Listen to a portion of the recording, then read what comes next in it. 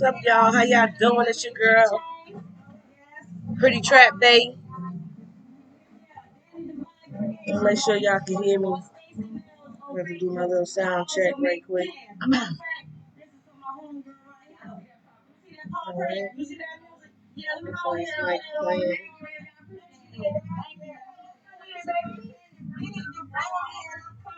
That's perfect. We can hear it. We can hear it. We can hear it. How y'all doing? It's your girl. Just making sure we can hear it. Make sure the sound is on. How y'all feeling on this Tuesday night? It's your girl. You already know. 11798, stand the fuck up. It's about to go down tonight. Live interview with the legendary Anton LeJohn. You already know 11798, legendary shit. This is my first interview. Who Am I Hip Hop Edition. I will be interviewing more artists every week. Just to shine a light on a few people in hip hop that's been overlooked and not given the praise that they deserve. So that's what I'm here for right now. Shout out to all y'all unsigned artists out there. Shout out to She's a Schizo. Shout out to Shanice LeJean, my homegirl, since the since the sandbox. You know what I'm saying? Some wine dance shit. Shout out to Pit Liverpool. You hear Pit Liverpool in the background. You already know. Waiting on that phone call. Woo. Yeah. Let's get into it. Pit Liverpool. Shout out to Pit. Oh, I think it's about that time. Let's turn this music down. Think he on that phone. Hello, hello, hello. Hello. How you doing, Pop? This is the legendary Anton LeJohn on the line. You already know. Yes. Yes. So, Pop, we're going to get right into it. Being a legend from Wyandanch, you know, man. I mean, y'all been overlooked for a long time. Like 11798, we have not really got the opportunity in hip hop like we deserve. So this is why I want to interview more people from Wyandanch to let it be known. Like, listen, we've been in hip hop. We are hip hop. So tell the people a little bit about who you are. Yeah, well, first of all, before I get started, I like to say this.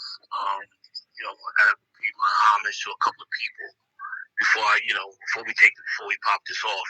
So one is, my brother, when he sleep in peace, Alvin Tony. He's the one that put me in a position to win. Okay. So I can never forget him. We had our ups, we had our downs, but I still gotta shout him out. Definitely. And Jimmy Boykins from North Babylon, he was the one that actually brought hip hop to Wyandanch. Okay. Hip hop really wasn't over the bridge yet, and it landed in Wyandanch very early. And like you said, we don't get enough due, and we don't get enough recognition from what we laid this groundwork for this whole culture.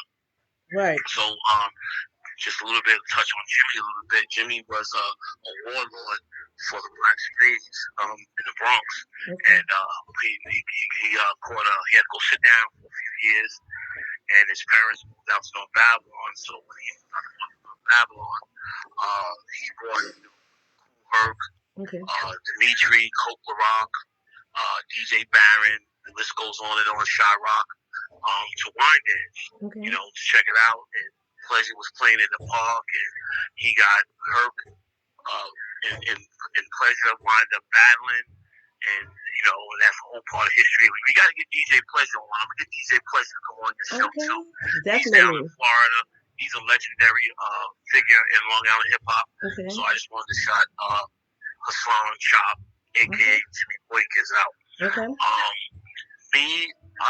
I came in the game through those guys. really. It was just the culture. It was just something that my older brother, was actually used to go up in the Bronx. My brother Leo, actually, I just left him not too long ago. He used to go up to the Bronx to the shows with those guys, and he used to bring back these tapes. Herc used to do these tapes, as he was DJing back then. He used to record his parties. And, they used to come home from these parties, and, I'd listen to these tapes like the next day, and it was all so fascinating, and, hearing what was going on and hearing the live crowds. So, when I turned like 13, 14 years old, I started going up to the Bronx with those same guys, Webb, and God bless him, he moved on, he's transitioned, Jimmy Van transitioned, and a lot of us guys from Wine Dance started going up to the Bronx and going to Disco Fever, going to, the Black Magic Social Club, going to Elm Avenue, and a lot of places up in the Bronx.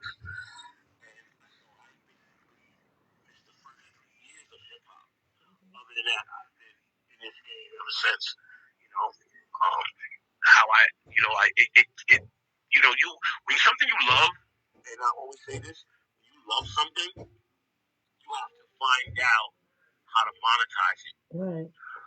So I knew early that somehow, some way, I was going to get involved in the culture as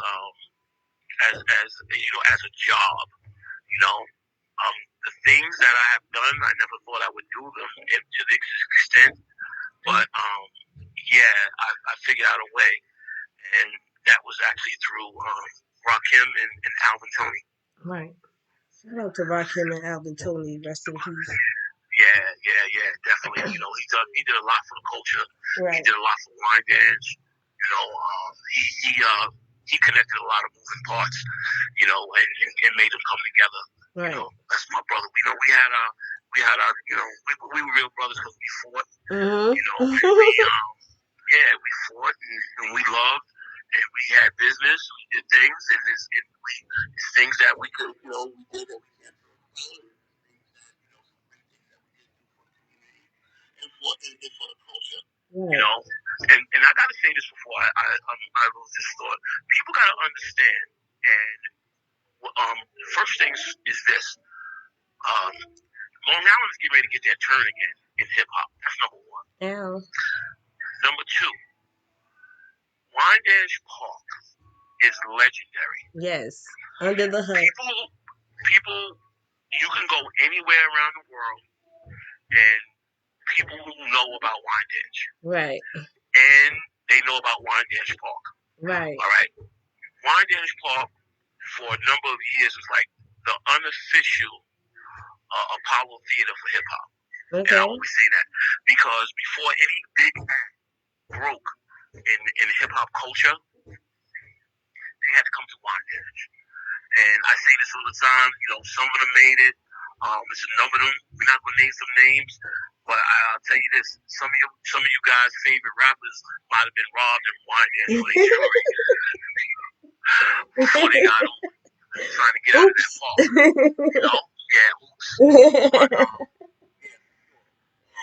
Wine Dance is the unofficial Apollo Theater for hip hop. Right. Yes, and I love Wine Dance. Shout out to 11798, born and raised in Wine Dance. Absolutely. Thanks to my father, rest in peace. He's the one that introduced me to music. Hold on. We gotta stop for a minute. We gotta stop real quick for a minute. Willie Kennard, my brother. I've been knowing him probably since the 5th, 6th grade when we were in band.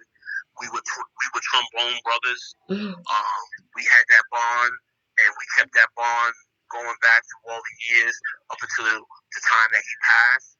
And that's a fact. We were always close, and that's my brother. And I do miss him because some of the conversations when we in passing we used to have, I miss him dearly. Yes. So may your father rest in peace. Right. Shout out to Willie Kennard. No, honestly, without him, we wouldn't even have this show right here going on. because he's the one that introduced me to music at Church of God by Faith.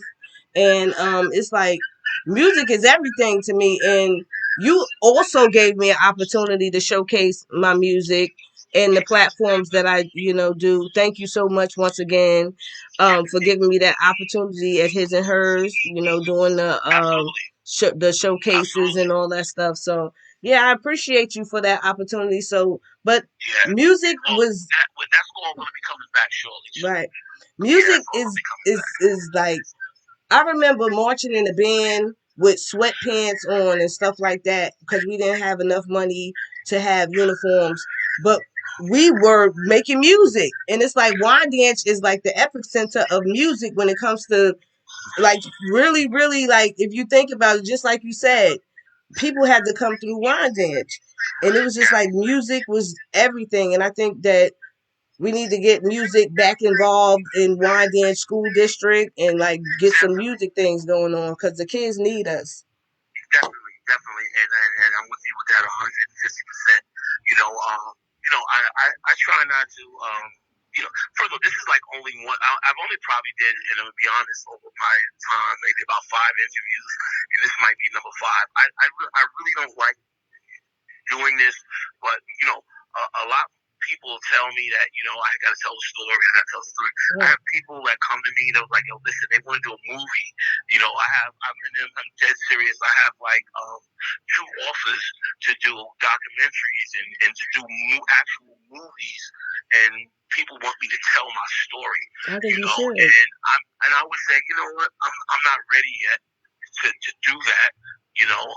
Do it. And it was funny one time. I get this call. I'm in my car. I'm driving, and I got my daughter. I'm in the car, and the phone rings, and the film company's calling. Like, yo, listen, we really got a shout out. I know she's listening, and whoever else. Let's say shout out to everybody that's going right now listening. I know some people on. I see y'all. Yeah, shout out to Charlize Lejeune too. Before I'm cutting you, that's my homegirl from the Sandbox, 8 Ball for Life. That's my absolutely sister. So we're talking about where they talking about that we really need to do your life story. We know everything, and we want to do this and do this. And before I could say something, because I got the phone on speaker, right? I'm on speakerphone, and he was like, "What? Did you hear him? Did you hear what he just said? He said, tell us straight when he's ready." Like, get off the phone. It was hilarious. We was just on the phone, just laughing. We just laughing. Yeah. It was funny, but that's when she does stuff like that. She's just so spontaneous sometimes, Right. But yeah, it's just funny as hell. But it's so much that we need to do and get back into. We don't have a band, like I tell people all the time, Stevie Blas Griffin was the original beatbox that I know. He was the first beatbox before Dougie Fresh,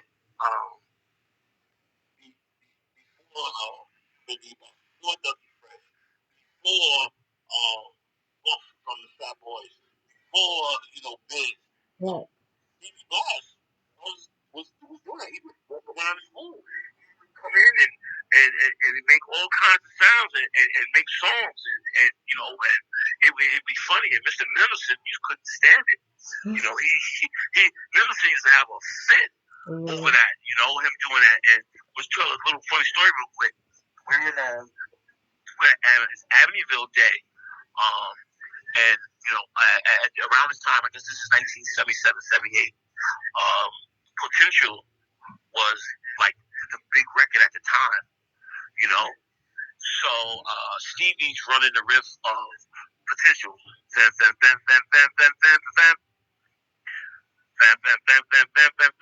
So he's playing this on his sax. Mind you, let me tell you something. Ra, Stephanie, Robin, Ronald, music geniuses. The whole family. All right, the whole family, music geniuses. All right, Ronald's a music master. Okay. So Stevie was just running around. So Mendelssohn's getting pissed off. Now, where he's doing this at the back of school. Right. So we get on the bus, we get to Amityville, on Albany Avenue, and Stevie gets home. Stevie's gonna always be Stevie. Right. Stevie's got his, he's got his hat on backwards. He's got his shades on. He got the flap on the front of the uniform down. He gets off the bus playing Potential. we all dying laughing because we can see Mr. Middleton's face. So we lining up, we get formation, get lined up. So here we go. CP starts and we going down over the avenue. So, and in the middle of the street cadence, here goes Blast.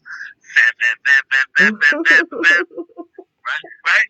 Bam, bam, bam, bam, bam, bam, bam, bam, right? So everybody's dying. We laugh because we know Middleton's pissed, right? So you know what we all do? We all start playing it, right? So as we're going down Albany Avenue and we're playing Potential, the crowd is going bananas. Yo, everybody's lined up on both sides of Albany Avenue. People are going crazy. Yo, Middleton starts looking around. He's looking around. And we laughing, and we do that all the way till we get to the 8th Center.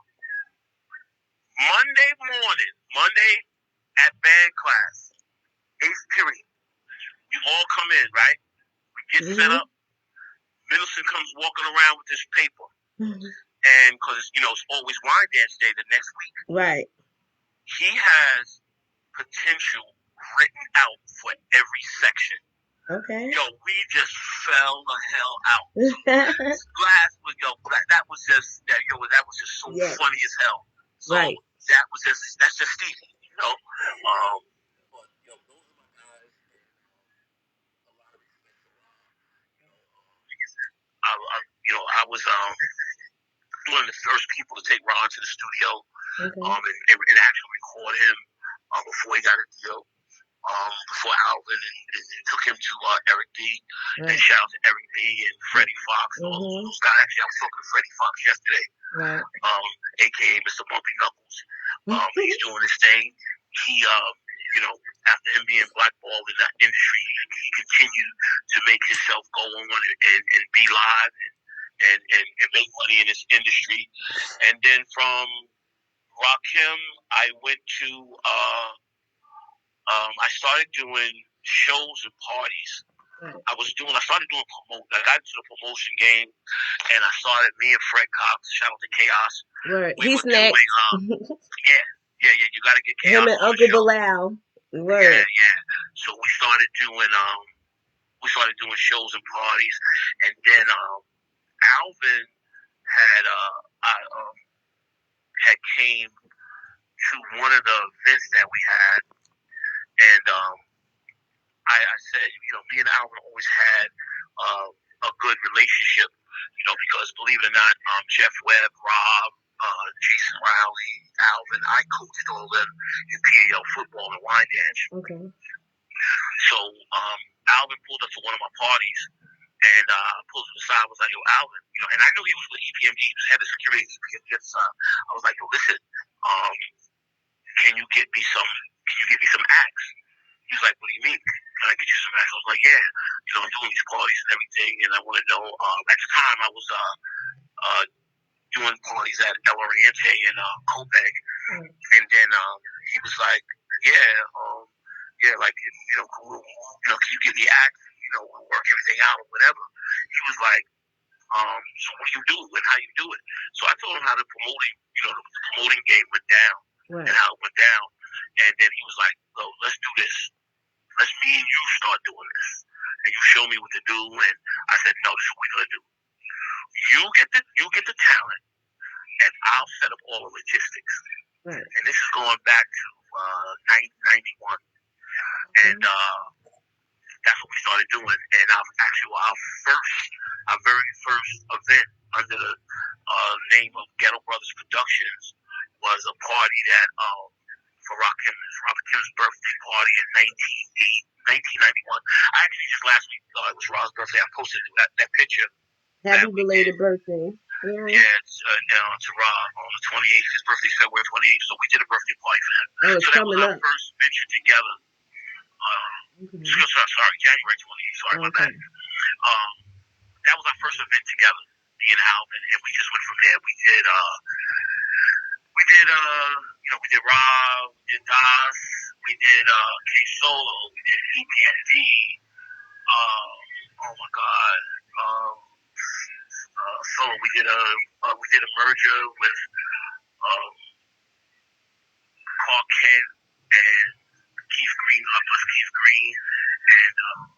Rest in peace. K Solo as a album release party. So we started doing we was doing that, doing those parties, and we just kept going. And basically, really up until today, because I'm still doing parties and promotion to my own company now.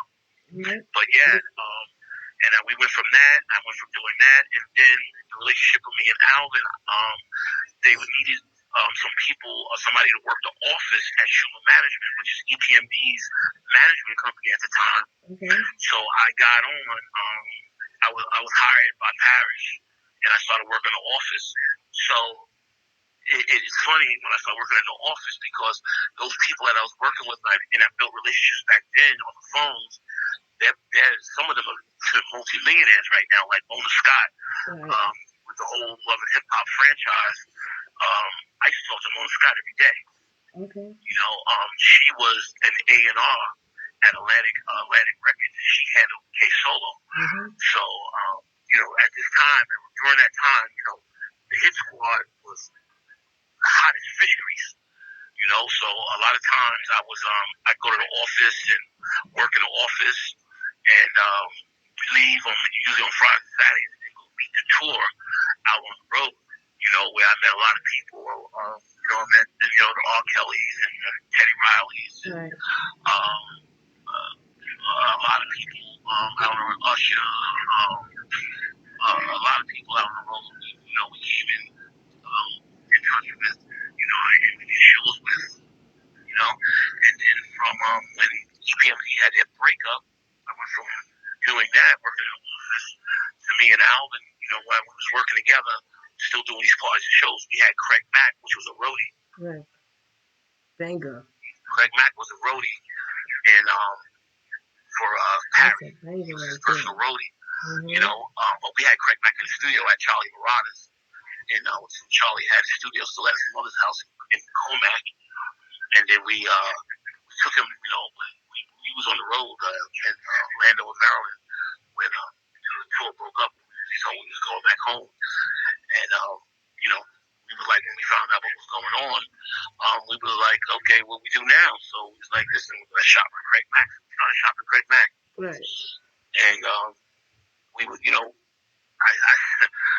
set up an office in my living room with a fax machine, a desk, a phone line, and everything, and we created upfront management out of my living room.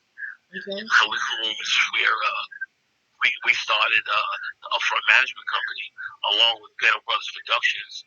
So we had a production company and we had a management company running out of my living room. And we did some things with the clothing line, Van Crack.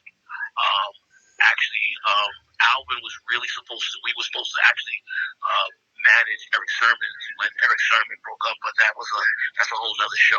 We don't have time for all that. Right. That got crazy. And then after we did that, we had to we took Puff. We went running around, going making meetings, going to Russell's up in. So Russell was living on over Tower Records on 4th Street and Broadway. Right. He had the whole first floor on in Manhattan downtown, and we did a listening session at Russell's. We was at Def Jam. We was at East West. We was at a number of companies, Hush Records. At a number of companies. So one day we were in Manhattan, riding around. I was like, yo, let's go to Uptown. I was like, okay, cool, let's go to Uptown. So we go to Uptown Records. Uptown was on Broadway, and I think 47th Street. And we go up in Uptown and go say, yo, listen, we want to see, we came to see Puff. So Eric B was there, and coming out of there as we were walking in, and Eric B always got jokes. Eric B was his name, and Eric walks out. He says, "Oh, look, what you doing here? You're sitting up here looking like the Fat Boys." Funny as hell. Eric always got jokes, but yeah, we went and seen Puff, and we sat down with him, and we played Craig's demo, and we're listening to it. We get to about the 3rd record. Puff just all of a sudden gets up and walk out. So me and Alvin just started looking at each other like, what the fuck's wrong with this nigga? Alvin was like, come on, man, let's get the fuck out of here. So he gets the he walks around Puff's desk, hits the cassette player, and gets to take the demo and walk out. So we walk out, we leave. So we go back to business, running back around, making appointments. I'm making appointments and everything, and making, meetings with, different record companies, different entertainment companies, this, that, and the other. So we're running around. So we just said one day, we said, okay, about 2 weeks later, we say, let's go back to Uptown. So we go back to Uptown, right? Get upstairs and everything. Receptionist sees us, she calls Puff. Puff comes out. Yo, where the fuck you niggas went? So me and Albert looked at us, and I was like, yeah, where the fuck, why the fuck you niggas leave? Just like this. Yo, that's like, he doesn't say hi, nothing. He's like, where the fuck you niggas went? Why the fuck you niggas leave? He turns to the receptionist, which is, no, it wasn't Silver Phoenix at the time, no. I don't know who she was at the time. Bad Boy, though, before you get to the receptionist, it was like a big room. Bad Boy Records was a big room and Long Pitts and Ward worked in there. And that was on the other side of Uptown. And he says, yo, you see these two niggas right here? He tells the receptionist, do not let them leave. She gets on the phone, right, and calls security, right? This is a true story. She gets on the phone and calls security. Security guard comes up and stares at the door. So we looking at each other like, what the fuck is going on? What the hell is this nigga? We didn't do that. We know we didn't do that wrong, right?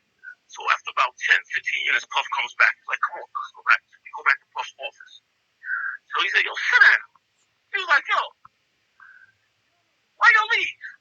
We didn't say that because we really didn't know. We had no rhyme or reason to leave, and we just left. He was like, yo, I went to go get Andre, and you niggas left. We was like, me and Albert at the same time look at each other. We look at, go get Andre? And we talk about Andre Harrell. He's the president. And, Andre's the president and owner of Uptown Records. Right. So, God bless him. Regardless, but right. Andre Harrell is a great dude. But, these dudes got their demons too. Yeah. They got their little bit on still, all that. Well, allegedly. But anyway, so he said, you got the demo? He's like, yeah. So Alvin hands him the demo. He puts it back in the cassette. And he says, yo, stay right here. He turns it on. Right? He goes out the room again. I was like, yo, what the fuck? I was like, yo, he's going to go get Andre. I was like, oh, shit. So, the demo's playing. Andre walks in the room. He says what's up to both of us. He shakes our hand and everything.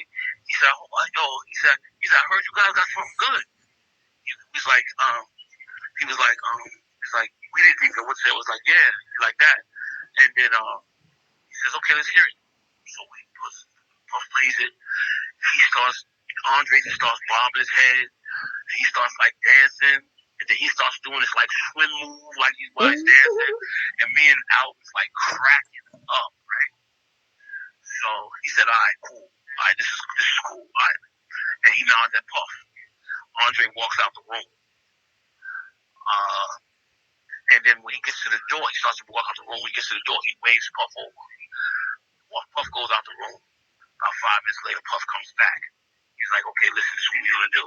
We're going to sign him for $175,000. But he's going to have to just rap on Mary J. Blige's You Don't Have to Worry remix for free. He's like, okay. He's like, yo, who's your lawyer? I said, Wallace Collins. And he said, all right, give me his information. We'll send the contract over to Wallace. So from that point, that's how we got the deal for Craig Mack. And I was definitely very hands-on with negotiating that contract and reading that contract with Wallace and, making a lot of adjustments in that contract. It was, it was a little crazy.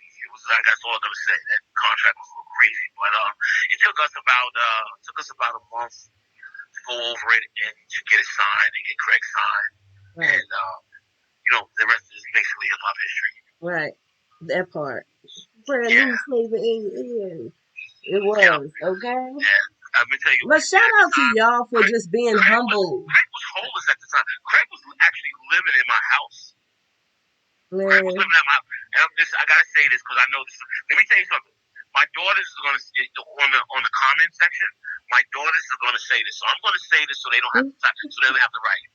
Craig Mack used to eat up all their cereal. Okay. So they're going to say that. So I said it. Now, y'all don't have to say it because I see y'all on here. So y'all ain't got to say it.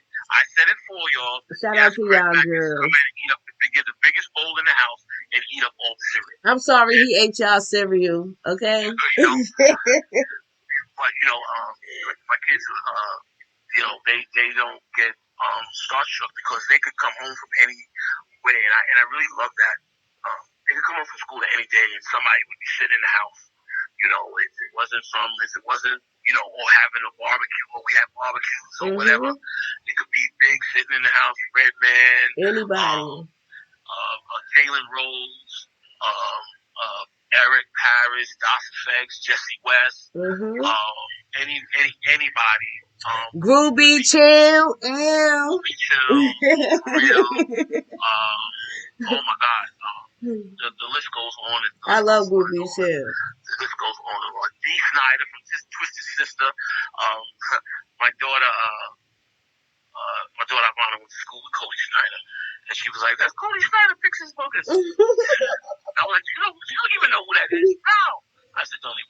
So she was little, I couldn't even explain it to her at the time. But she found out later on when they had the TV series on A&E, and she couldn't believe because she hadn't seen Cody in a number of years, and he was like basically a young adult at that time. So so they had that was kind of cool. But yeah, anybody could come in and be at my house. We have a lot of parties, have a lot of stuff going on over there constantly. That's great. Rob Burnett from the Baltimore Ravens. He's frequently at my house. Roy Barker from the Minnesota Vikings. He was frequently there. I worked with Roy for a few years because Roy actually used to do security before he started. Roy's from Central Iceland. So Roy used to do security for us. So he was always there. And when he graduated from North Carolina, he was at the University of North Carolina, Tar Heels. He went on and he was drafted by the Minnesota Vikings. So he had a nice long career. And so did Rob Burnett. Rob Burnett went to Syracuse University, and him, Alvin, and Derek Coleman were very close. So that's how Rob Burnett, we got connected with Rob Burnett from Newfield. He was from out east, and he had a good career in the league also. Right. Okay. But yeah, a lot of history in Wine Dance. Word. That's what I'm talking about. That's why I wanted to interview you, because I remember house parties in my basement. All of y'all in the basement partying. Yeah, that's right. Like that's when your father was a DJ. Yeah, I know, and that's what made me want to be a DJ. Him, Curtis Bostic, Chaos, everybody, Bilal. I just grew up around, like, we all did. It was just like. Your grandmother was one of the sweetest people. Yeah, shout out to my grandma. Shout out to your grandmother. She was a great lady, and she used to allow Will to have parties at the crib and everything, and that was super dope. Yeah. It was a dope time, And I'm gonna tell you, I'm gonna give you a little. A lot of people don't know. I'm gonna give you a little lesson here. So, a house party movie franchise, right? I want you guys to know, and this is history. The house party movie franchise is based on house parties in Wine Dance. That's a fact. A lot of people don't know that. Actually, LeBron just released the new house party movie a couple of weeks ago. But the Hudlin brothers, I'm gonna tell you this story. The Hudlin brothers, which produced that movie, right, the house party franchise, had met, Groovy Chill, which is, Daryl Mitchell, my good friend Daryl. Right. Shout out to Daryl. Groove Allen and Blau, DJ. Right.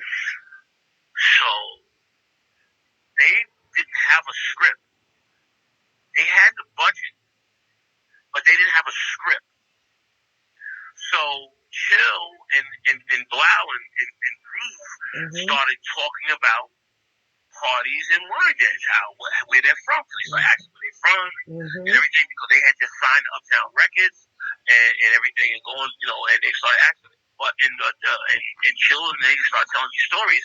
And one of the stories was God Bless the Dead of Tim Williams. Tim Williams. Tim Williams, at every party, at every house party in Wyandanch, he used to bump into the DJ table. So I heard that story. Exactly, that's a true story. You heard that story. So that when in the movie, when you see Chill dancing and bumping into the DJ table, he got that from Tim Williams, because Tim Williams used to do that on purpose, bump into the DJ table just to disrupt the party. But Tim, God bless, that's my God when he was an asshole, But he was an asshole bully. But that's what he used to do, going down to the dance battles, going down to Chill having a party, which is a true story. Chill's mother and father, because I was at the house, Chill's mother and father go away on vacation. Ike, my brother, Reverend Ike, that's my guy, Ike. Shout out to Ike. Ike is home watching his brothers, watching Tyrone and Chill. So Chill goes to Ike and asks, can he have a party? Ike being the Ike that he is, he said yes. So that Saturday was a big party at the Mitchell's crib, and nobody, the parents was gone. But guess what? The parents came home 2 days early. And you know when the parents came home in the movie? And they threw everybody out the house? That came from Chill. That was a true story. So a lot of that stuff that happened in the house party movies, that was, true. That was based on stuff that happened in Wyandanch. Right. Down to all the full force playing the bullies and all that stuff, and that was Block and Ponder and all of being bullies. Trying to muscle in on the parties without paying and all kinds of stuff like that. That's where that all came from. So Wyandanch history is real deep. Oh no. Definitely. I heard so many stories, and just because of you guys like bringing celebrities, I met a lot of celebrities, a lot. Because of course I was around your daughter often, and you guys are bringing them up to the football field, to the park. And at that time we was kids, and we could freely run around Wyandanch with no problem, because everybody was watching each other kids. Like it was like a real family situation. Yeah, it was. So a lot of things changed. A lot of things changed, and we need to get back to that close-knit family, because it's not a lot of us left. It's not a lot of warriors. See, the difference between us and them is we're warriors. We're not slaves. We never were slaves. We always were warriors. Always. It never was like I never met anybody from Wyandanch that was just fucked up. I always met strong, excuse my language, because I never like really curse in front of y'all, but I've always met strong people, like, and we always pay homage, but we never get the homage back. So this is, and that's very important, and to keep this legacy alive, and I'm going to segue into this. I have a couple of projects in the works. Like I said, it's Long Island's time again. Right. And I have a couple of projects in the work. I'm one of the executive producers on. I'm one of the executive producers on the documentary on Long Island hip hop, produced by Archie Snowden. Archie Snowden used to be a reporter for Verizon News. He's now down in Alabama. He's at a TV station in Alabama, but he's here frequently in New York because he's producing the history of Long Island hip hop, and I'm one of the producers on that project.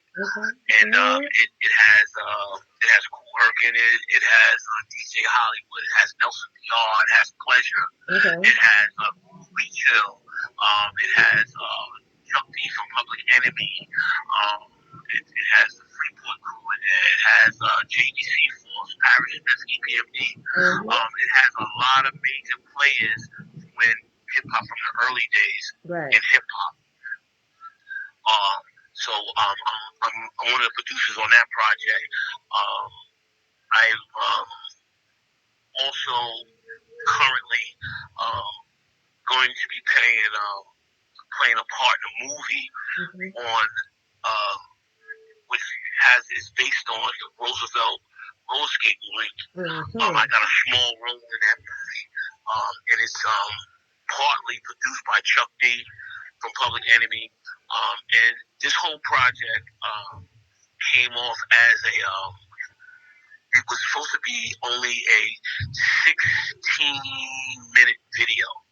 So when shout out to Andreas 13 from Roosevelt.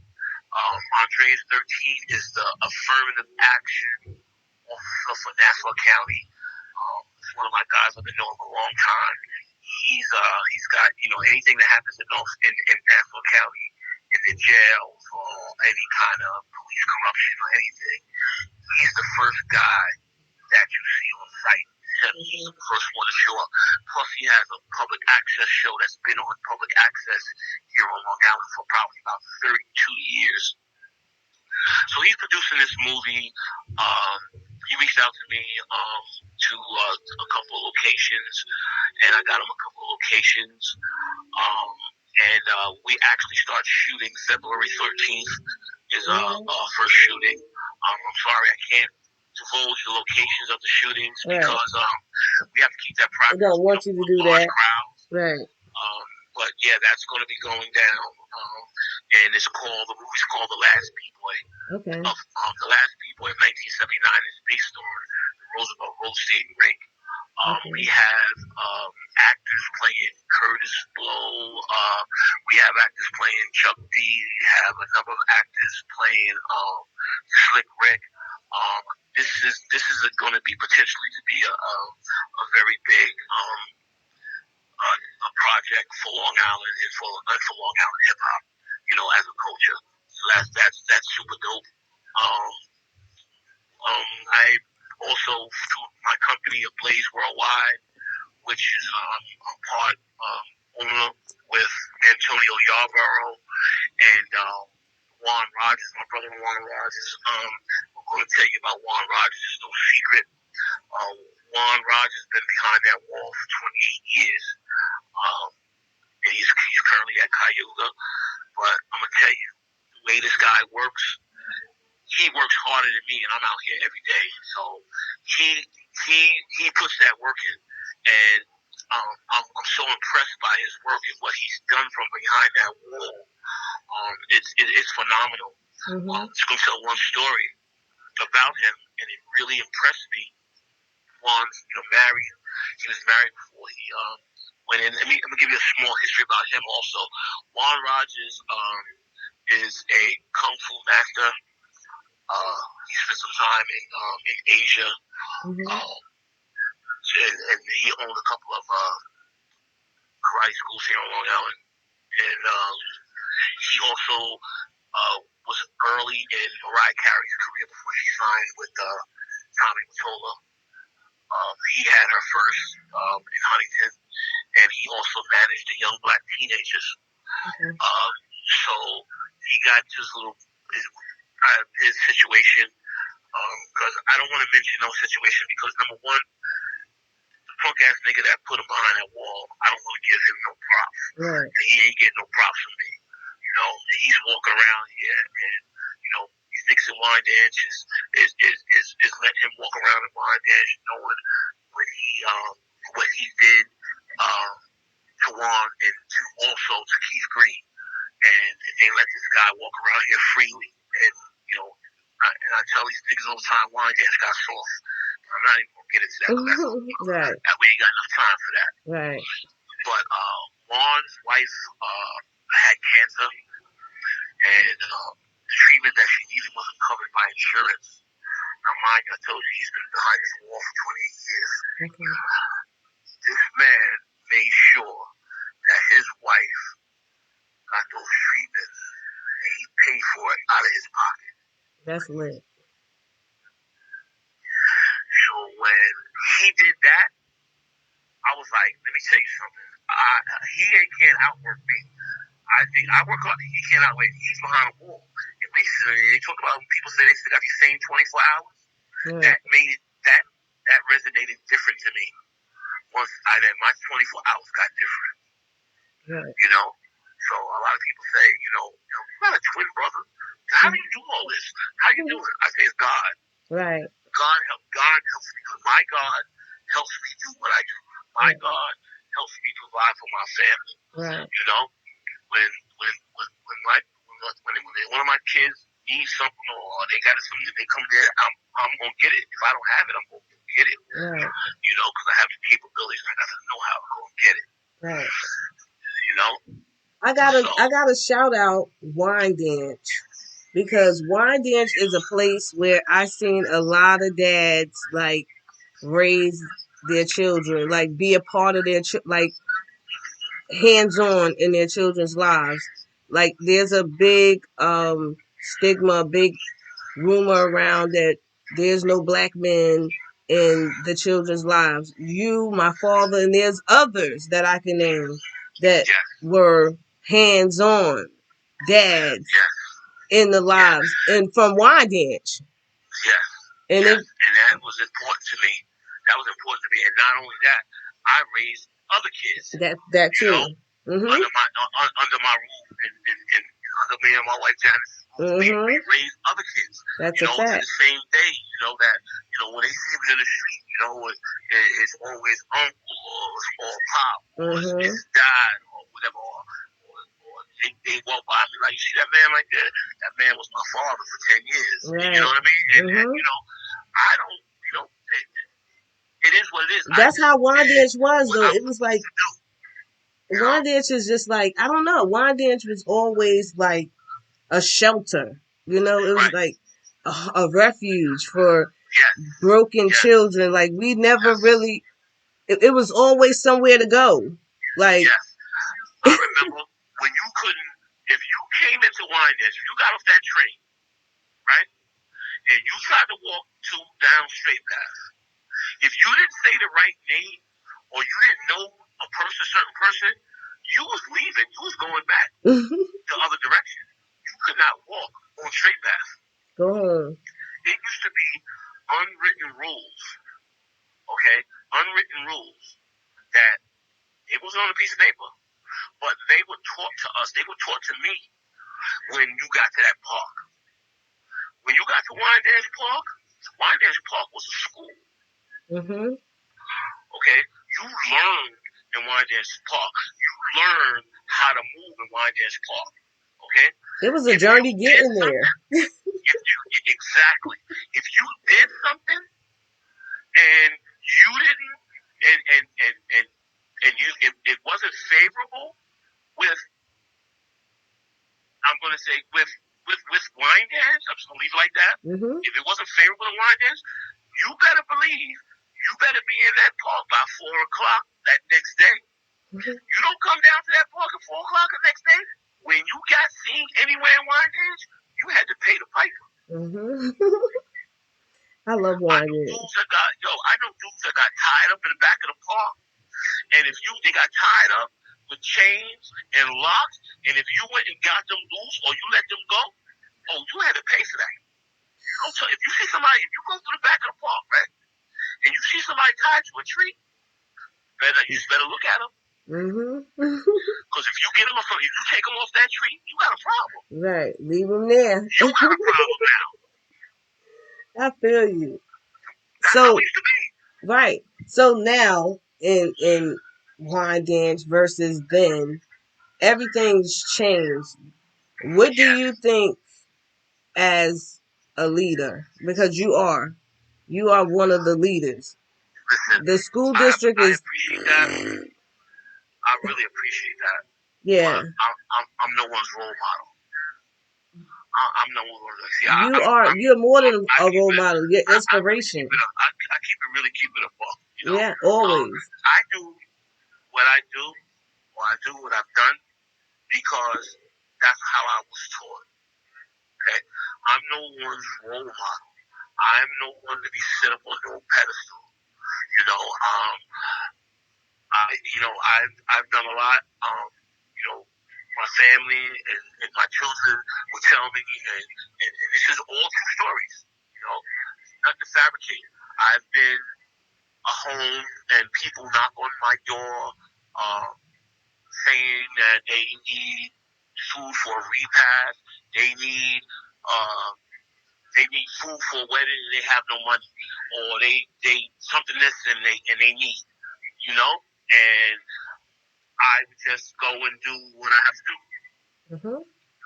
You know, whether it be money, whether it's me doing it myself, whatever the case may be. You know, down to my baby needs formula or Pampers, and it'd be that knock on the door. And it could be 2 o'clock in the afternoon or 2 o'clock in the morning. Right. You know, so it's just, you know, that's what I'm supposed to do. You know, I have my demons. I'm nowhere I'm ever perfect. You know, I don't claim to be. You know, I don't walk around with my head high in the sky. I feel like I could walk with free path and have a problem and walk wherever I want to walk and have no issues. Always. People tell me not to do it. You know, but you never have a problem though. You know what? I've never had no problem, and I don't see on having problems now. Even though it's a little different out there now, so it's really different out there now. You know, so and freedom. You're right. People have the wrong conception and definitions of what role models are. You know, and like I said, that's Chuck Crutchfield, aka Freedom Born, Allah. That's my brother. You know, and you know what? He's been through his thing, you know, and no matter what time he knock on my door's always gonna be open for him. Mm-hmm. You know, and I'm always gonna take care of him no matter what is it he needs. Right. You know, besides giving him my God you now, I can't give him my God you now. Right. But he's come for that too. You know what I mean? But I would never do that, you know, because I already know where he's going. Right. You know, but that's my brother. But I don't know, and that's how I was raised, and I think that's how we're supposed to do as people. You know, we shouldn't be turning our backs on people. You know, because I could, you know, and I've probably done this all the time. If people don't know how to give somebody my last, you know what? I don't have a problem with giving somebody my last because you know what? I know where to go and get it. I can go and get it. I can go and get it. I can go and do. God gives me the strength and the knowledge to do whatever. You know, that I need to do. Freedom, you like that one, huh? He's coming. You like that one? I can't see none of the comments because this. You can't see the comments? No, I'm like on this whole OBS system. I can't see nothing. Patty, thanks for coming on. She's one of the people you got to talk to too. Patty Bullard is legendary in this area. Okay. Miss Winston. She was definitely one of the founders and the foundation of wine dance. Teaching us in school, teaching us in Martin Luther King School, and educating us and showing us that black was beautiful. She was very, very positive in those regards on being black and upholding your blackness. Right, that's what I'm talking about. That's very important. Okay, now I can see these. All right. Okay. So listen, I know you did some interviews, and I know when you got home, you was like, man, I forgot to say this. What is something that you wanted to say at one of those interviews that you didn't get an opportunity to get out? Oh, God. I don't know. I don't know. I can't even think of it. Believe it or not, I turn a lot of these interviews down. I'm a behind the scenes type of person. Okay. I like to be behind the scenes. I don't never want, shout out to Sid. I manage Sid from Superiors. Okay. He's one of the guys I manage. I manage his career right now, and he's on a mission. to bring Long Island back, the Long Island sound back to the masses. Okay. And I just think behind the scenes, I don't know. I just want everybody in the world to know and about Wine Dance and what we stand for and what we stood for. Right. You know, and please, I don't want anyone to take this the wrong way. You know, we're sitting here now at a different time in Wine Dance where now, and I never thought this would happen. I understand why it happened, but I wish it didn't happen. That we know basically African Americans and the Native Americans in Wine Dance are now the minority or becoming a minority. You know, we're basically the Hispanics are basically the majority now.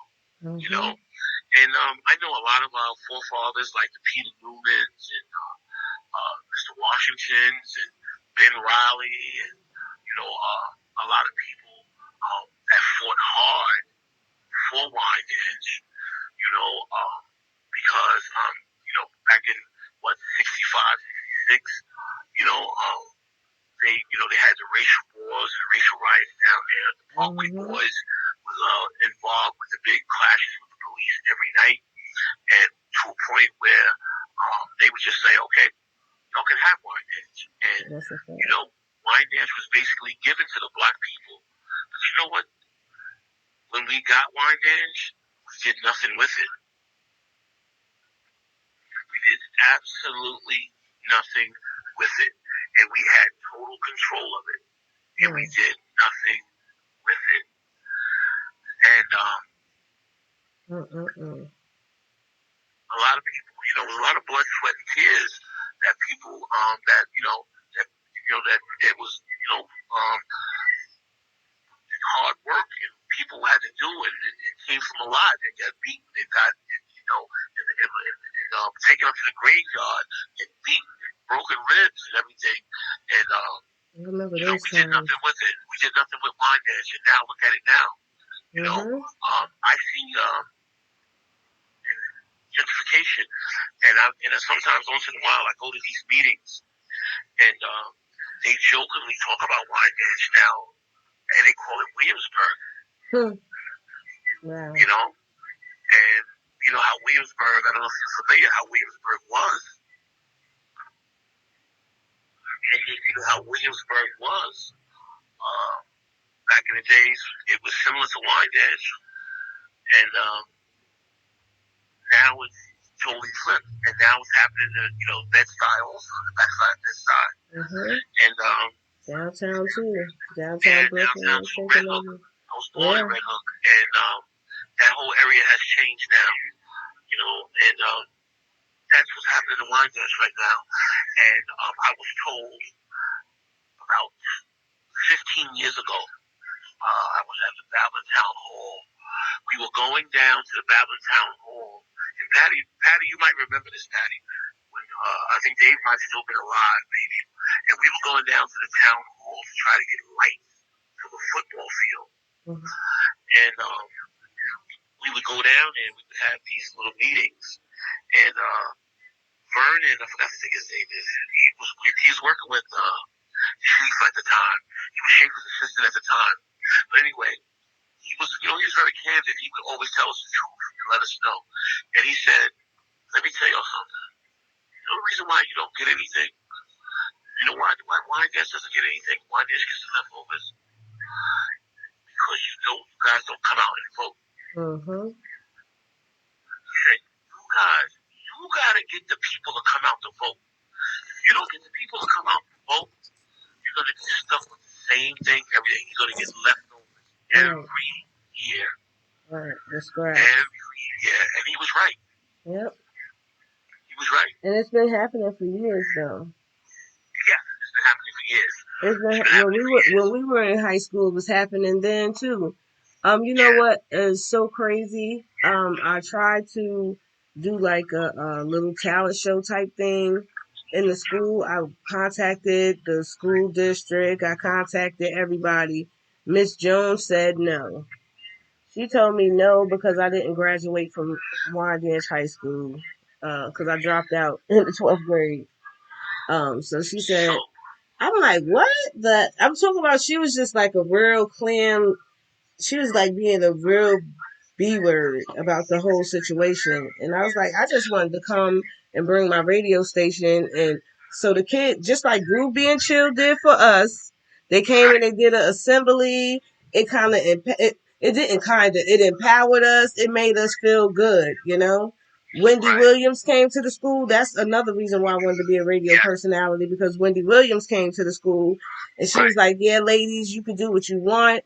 You know, I took over the radio, and what she did, and she inspired me. So that's why I'm doing what I'm doing as a radio personality / DJ. It's just like, I mean, we got to get in the schools. We got to do some assemblies for the young people, empower them. And, you know, we got Vanette's Culture Workshop, the dance school from Wanya. Shout out to Miss Beard. She helped us out too, you know, and it was just a lot of, we had programs, we had things going on when we were younger, but it's nothing for the kids now. Really. And that's very bad. You know, that's one of the issues that we have. You know, the kids, they just don't have anything. And, you know, it's there's no longer, like you said earlier, policing. Right. You know, we had parents that was policing. We had parents that would see you do something and call your mother and tell your mother what you did. If they see you did do it. You know? Oh, now you want to tell a story? Since you brought that subject up, you remember you caught me in that club and you said, "Get out of here." That's right.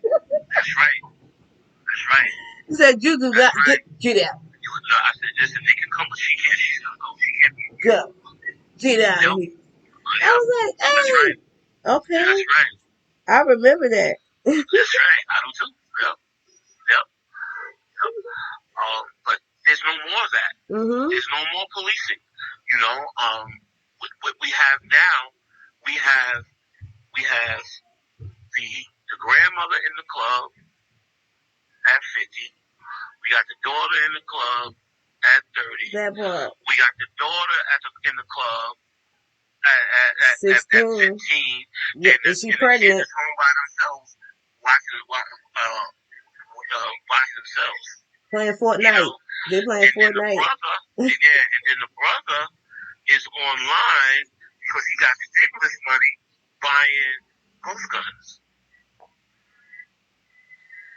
That's what we got. You know, and trust me, and I really mean this to being sincere about it.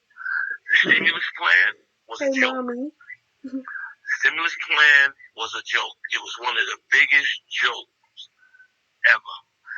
Yes, indeed, some people really needed that money. Yes, they did.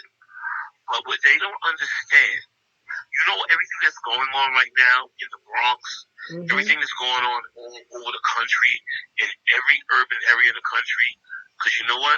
That stimulus money, a lot of it was used to buy ghost guns, buy weapons, trafficking guns from other parts of the country, shipping them here, coming from Virginia, coming from Pennsylvania, coming to New York. That's a fact. You know? It's sad because I live with this in my hand. In New York City, I live with this in my hand. Yeah, right here. Let me tell you. I live with it. Yep. Because listen, what they're doing, listen, we funded a civil war. We funded the government, the United States government funded a civil war. And this is the repercussions. What we're seeing happening in the Bronx is the repercussions of the stimulus plan gone wrong. So, like I said, don't get me wrong. Some of these people really needed that money because they were out of work and they couldn't feed their families. But it should have been some kind of requirement or cutoff or stipulation. If you didn't work, now if you don't pay taxes, what they do? The IRS send you a letter, right? Okay, because they know you got a Social Security number, right? So it's the same thing. If you didn't work, how can you get a stimulus check if you didn't work? Because that's money that's owed to you anyway. Exactly. So it should have been some kind of requirement or stipulation with that, because now look what the repercussion is right now. Right. You don't really have that many small businesses that got started and all that stuff like that. You got more cars being repoed because they can't keep up the payments because they done bought some flashy cars, clothes. They still wearing the same clothes because they can't afford to keep it up now. It's like I see it every day in the city. So it's like it has to start somewhere. So wine dance, I mean, we can't do nothing for everybody else. But number one, we got to stop killing each other. We all related. Some way, somehow in wine dance, that big ball that's balled up, everybody is related. Some way, somehow. Got a baby by this one or that one or this one or that one or this one or that one. So it's like, why are you doing that? We're killing each other. And we're too smart for that. Because we are the key. Honestly. Yep, exactly. We the key. But we can't be the key if we broken, if we all torn apart. We can't be the key.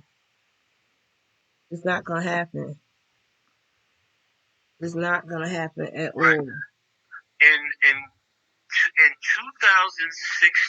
17, around there, maybe even it might have been even 18. Queens, the borough of Queens, has 2 million people in it. That's why I live at. The Wyandanch has 25,000 people in it. Queens is, a few miles long, a few miles wide, multi-miles. Wyandanch is exactly 4 square miles. So in between 2016, 2017, 2018, at the beginning of the year of the month of January, we had more murders in Wyandanch than the whole borough of Queens. And that's ridiculous. Okay, we had in one of those years, I can't remember, it was either 16, 17, or 18. We had at the month of January, we had already had 6 murders in Wyandanch, and Queens had 0. That's ridiculous. Why? Hey, Tia. That's just crazy. I know. And it's just sad. It's really sad. Like, all the greatness is being taken away. Like, the dads are being taken away. You know? We got a lot of young brothers that's, from Wyandanch, serving a lot of time. We got some brothers in the federal system from Wyandanch, serving time. Child the gutter. And he's in a battle. He's fighting, for his freedom. Larry Carpenter, Big Gig, controversy, fighting for his freedom. Very talented. And talented, man, talented. And it was a shame what, Suffolk County Police did to him, that Wyandanch day. He's got love for Wyandanch, this whole thing was put on us, it was put on them. Right. Give them resources to do something better, give them something to do better. Right. But instead he was on the verge of breaking, and he's in the fight for his life right now. He's been in the fight for his life for some time right now. Shout out to all those guys, and it's funny, some of the people that I know, I frequently, and I laugh. I think it's a joke. I'm allegedly a big homie. Allegedly, and I get laugh out of here when I hear that. Oh yeah, I laugh when I hear that. I just choked on my weed smoke. I know. I get tickled every time I hear that. But see, they don't understand those guys, that wind up in that culture, those kids came to my house. Right. Those kids spent nights at my house. Whether they on whichever side they was on, those kids was at my house. Right. I fed those kids. Even after football season, I fed those kids. I coached those kids. Right. That part. So that's the part that they don't see. Mm-hmm. And they want to know why I have the close relationship I do with those kids. That's the reason why. But instantly, because they became the people that they became, or took the path that they took, automatically I'm associated with them as a big homie. Mm-hmm. And I think that's hilarious. Right. You know, me and Alvin used to talk about that. We were like, yo, they said they're crazy. You know, we used to actually talk about that, and it was like, yo, let them think whatever they want to think. I said, you know what, sooner or later I'll start using it to my advantage. You know? And it's just funny that way. It's just funny. You know, our big homie was Cusimano and Mr. Fuller. If you gonna put big homie, that was our big homie. Actually, yo, Mr. Fuller's having a birthday party this Saturday. Word, shout out to Fuller. At the VFW. Yo, shout out to Mr. Fuller. I can't believe he's gonna be 79 years old. Go Warren. Go Mr. Fuller. Go Mr. Fuller was the cool. He's the coolest dude I know. Smooth. Yeah. Basketball coach. All that. Like, yeah. He's still up there. Coaching. Mm-hmm. Just like my coaching was at VFW. Bending his elbow, knocking down those. Where's Cusimano? He's come through every once in a while. And make his presence felt. And Mr. Miller with the wrestling team. Okay. Yeah, he has. Yeah. I'm telling you, Wandage was the shit. No, Wandage is the shit. Still. Because we still got life. We still got some life. Yeah, we just need resuscitation. We need to. Yeah, we need that. That's all we need. Definitely. That's for sure. Right. That is for sure. You know? Right, definitely. But, yeah, that's what it is. We just let's look out for these projects. You know, I've been around the world. I was blessed enough to be around the world with music one time, and blessed enough to be around the world with food. You know, I got a restaurant coming open. I'm so excited. I got my excitement right now. Okay, it's coming on edge. You know, today I got my permits back today. All right. So it's game time. I'm almost 90% there. So I got to just finish this interior design and connect this equipment, and you know, hopefully in March, sometime in March, I can have the doors open. You know, I'll be hearing about a grand opening, and we're gonna get that popped off. And I ain't gonna stop. I got a project in Syracuse. I'm ready to start upstate. At another restaurant up there in Syracuse. Okay. So that's ready to start. I'm going to start breaking ground on that. Right. I got to take a trip up there and just make sure we finish, you know, solidifying that. So, we're moving. We're doing some things. You know, it's basically really, you know, I really got into these projects. I wasn't really thinking about it. COVID, you know, when COVID hit, a lot of things bellied up, and a lot of projects became available. So I like kind of, you know, I kind of like shake and move into things, you know, a little bit, and make things happen a little bit, and you know, cut some deals, and here it is, you know. So but it is for me right now. I have 5 beautiful grandchildren. Okay. You know, it's about right now, you know, changing their lives forever. You know, building generational wealth. You know, my kids that do have their businesses, they never want me to help them. They've always been self-sufficient because since they've been born on this earth, they've always been around business, and that was just what happened to me. You know, my parents was always in the business, as you know already. So I grew up in business. So I'm always business minded. I'm always thinking. I was taught to think. That's a fact. And that's what, you know, it's all about for me. So now, my kids are grown, you know, and they gotta, you know, they gotta do what they gotta do, and they gotta figure it out, and do what they do. And I'm just here now to help them with a head start, and my grandkids, and changing, you know, generations now, and generational wealth. So, you know, my actual plan, I'm planning on, my actual plan is to, like, either once or twice a year, create a new business. You know, so but as I complete them, I'm going to land another one, and I'm going to go around, and I'm going to see in that area, and I have a person that does demographic studies. And that's what you got to do. You got to have resources, right? You know, and I'm always willing to tell people and teach people and let them know what to do. You You know, I don't worry about anyone taking money or taking money out of my pocket because I just know how to move, and it doesn't matter. It's enough money for everybody, and that's how I think. So if I go to a person that has demographics, and they tell me what's needed in that neighborhood and what the percentage bases are of the cultures, then that lets me know what's needed there in that neighborhood as far as, you know, a restaurant, or what style of a restaurant, or what that area is lacking. Right. So I already have 5 different areas that I'm potentially going to be focusing on going forward.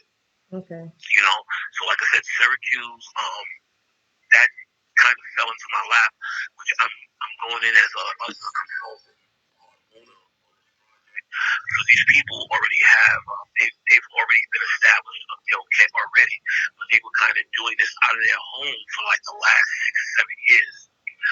So they need consulting on a new project, so I'm going to come in and help them and do what I got to do for them up there in Syracuse.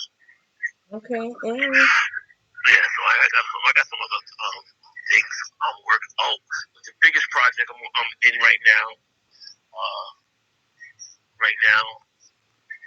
the biggest project right now is the Long Island Music Festival. Okay. So the Long Island Music Festival. I want in. We'll talk offline. Okay. The Long Island Music Festival is going to be Saturday, July 29th. Okay. At the Shinnecock Indian Reservation in Southampton. Okay. It's going to be huge. It's going to be huge. Right now, tentatively, I'm going to give you all a lineup, but I'm going to hold it. I can't wait. I'm going to give up. So I'm going to pop off Ashanti and Ja Rule. Okay. They're going to headline. All right. So I talked to their people. They're going to headline. DJ Self is going to be involved in a capacity. All right. Shout out to DJ Self. I don't know what capacity yet, but Self is going to be involved.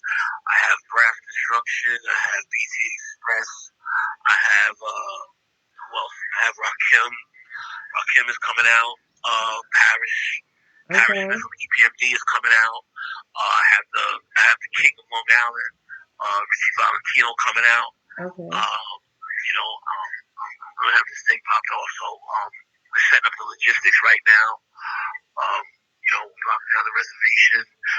Shout out to Lance Gomes. Shout out to Brian Polite, tribal leader at the Shinnecock Nation. I really appreciate you guys and what you're doing for me. I really appreciate that. And this is going to be a big event. And coinciding with the 50th anniversary of hip hop. Also, too, you might remember T. Keith Alexander from WBLS.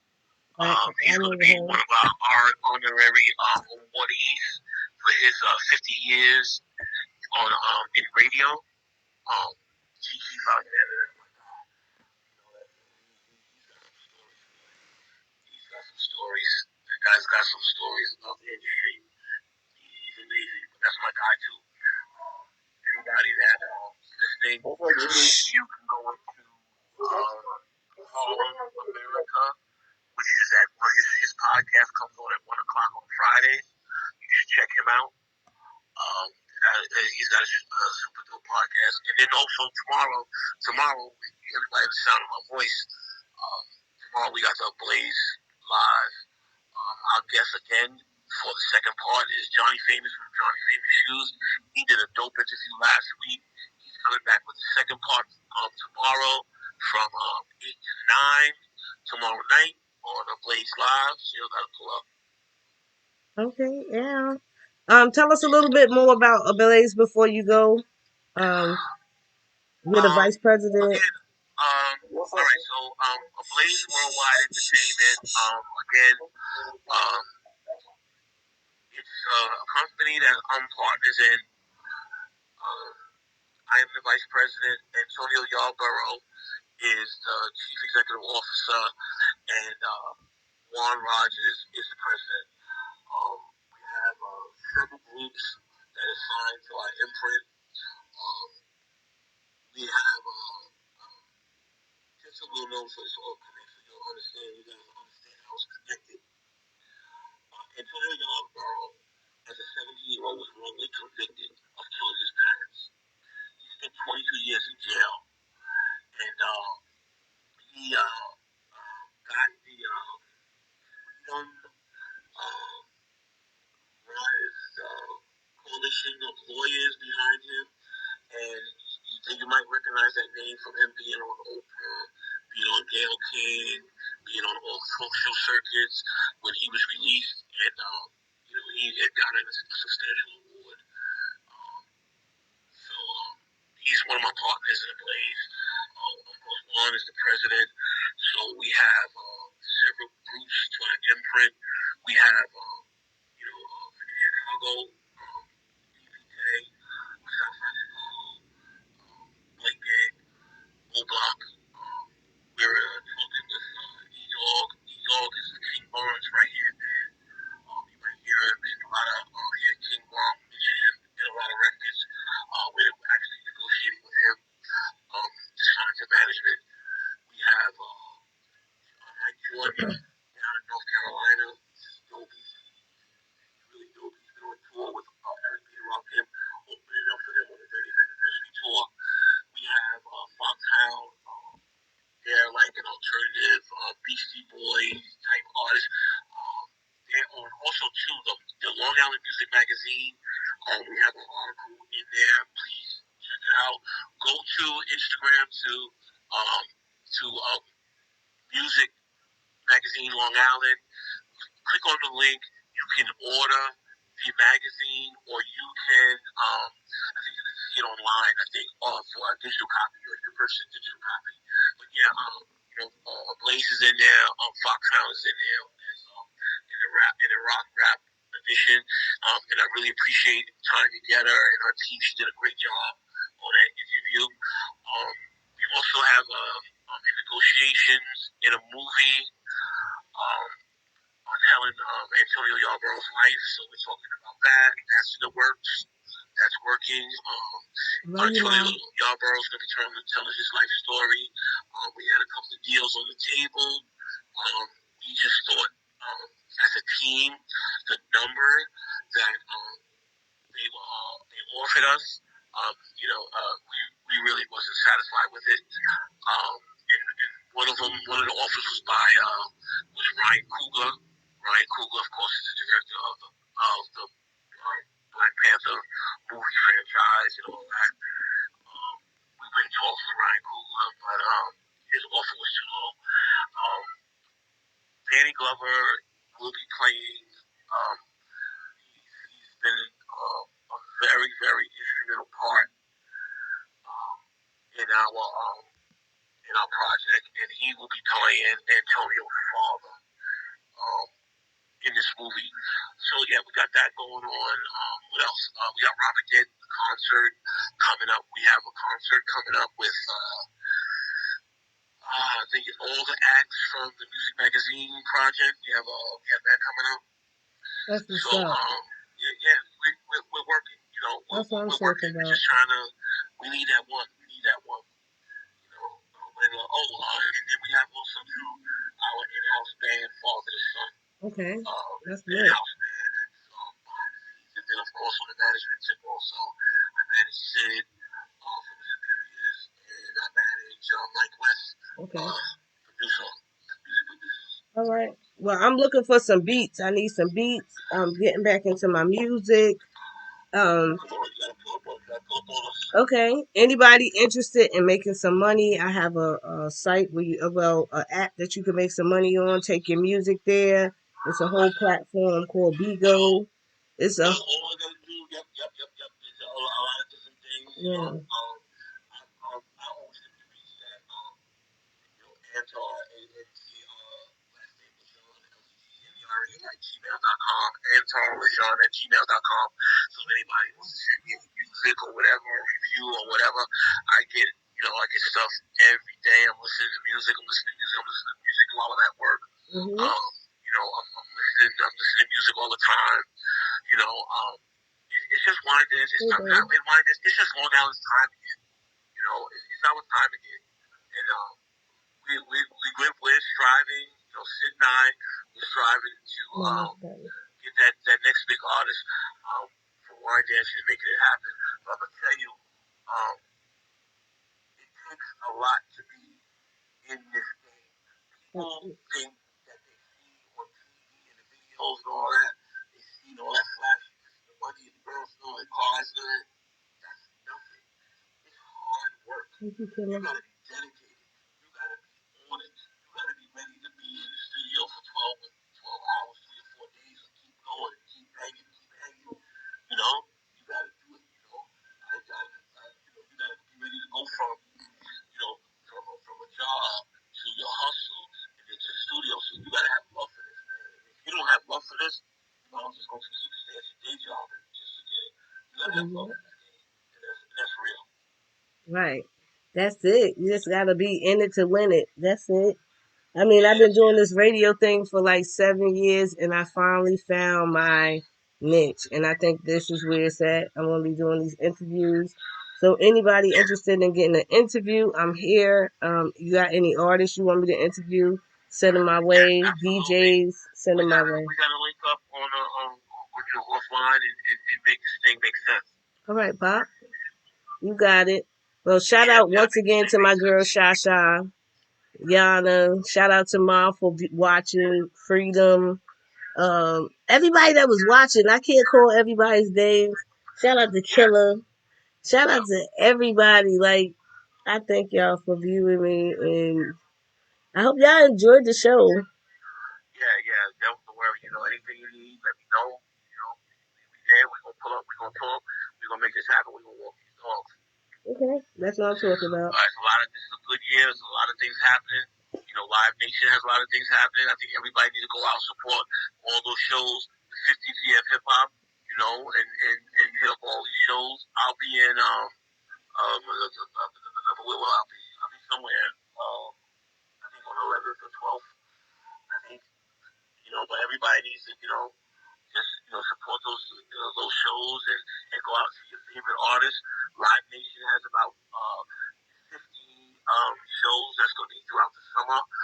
There's going to be something at Forest Hills Arcade Stadium, the old stadium that's going to be popping off.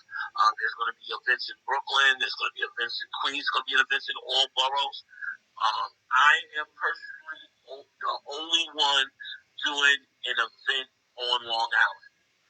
Blaze Worldwide Entertainment and Anton Lachon, 5 Kids Communications, is the only one doing a 50th anniversary event on Long Island. Alright? Everything else is in the 5 boroughs. You got stuff going on in Connecticut. You got some stuff going on in Jersey. Live Nation is getting it. They're doing their thing, so support the culture. That's right. You got anything that you didn't say what you want to say? I think I've covered everything. That's it. Shout out to everybody that's listening that had took the time out to come on and check out this interview. Looked like we had a nice little audience. Yes, I enjoyed it. I really appreciate that. I was looking. This live was shared 22 times, so we have who knows how many people. I know because you can't check the algorithms, but I know that part. It was a good interview. People tuned in. Hope you guys tune in tomorrow. So we can finish Johnny Famous. Shout out to all my family, my kids, my grandkids, everybody. Let's keep working. That's it. Yep. Shout out to my love, Wine Dance. Let's go. 11798. Stand up. You already know. All right. One more shout out. Speedy recovery for Wide Body. Speedy recovery. Oh yeah, Wide Body's doing great. Wide Body, I just want everybody to know Wide Body's doing great. He went outside last week. He walked outside last week. That's what I'm talking about. So Wide Body's gonna be up and That's right. Well, And everybody's on the lockdown. Hold your heads. Have your family. Tell them when you talk to them that we got love for y'all. that's right. All right. You already know. Freedom. Love you, my guy. You already know, man. You already know freedom. All right. Thank you for having me on. I really appreciate it. All right. All right, Pop. Let's talk. All right. Later. Peace. All right.